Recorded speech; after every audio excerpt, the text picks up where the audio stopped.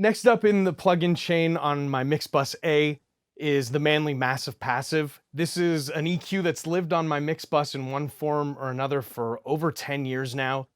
I started when I was mixing analog. I had the outboard version of the Massive Passive, which I loved. When I transitioned in the box, I naturally, fell in love with the UAD version of the Manley Massive Passive. I've never A/B'd them. I love the sound of both.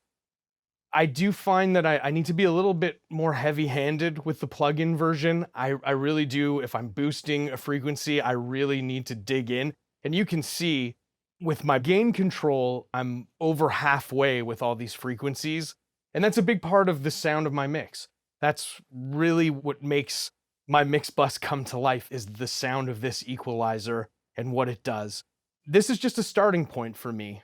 I often use these settings, and then as we mix, depending on what the source material requires, you'll see me go through and make the necessary adjustments.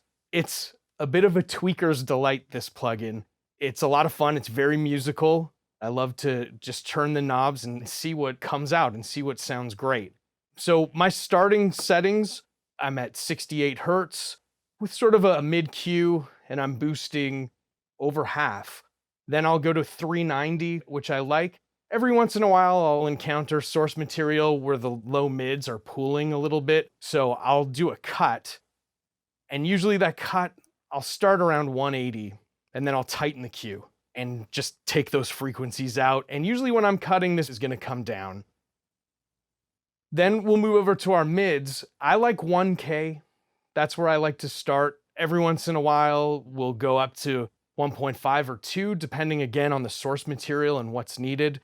And then for top end, I'm starting usually at 16K. I'll go to 27 if I really need to open the air in the top end.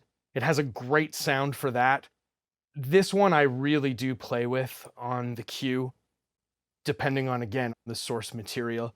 I find more often than not in my adventures mixing rock music that I really need to work the top end. A lot of artists are coming in with like really nice bottom end, but it's the top end that needs tonal shaping.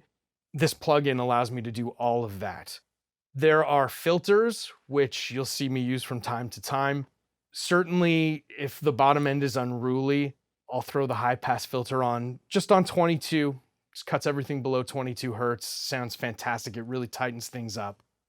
And again, this is really going to change from project to project, but this is just a great place to start for me.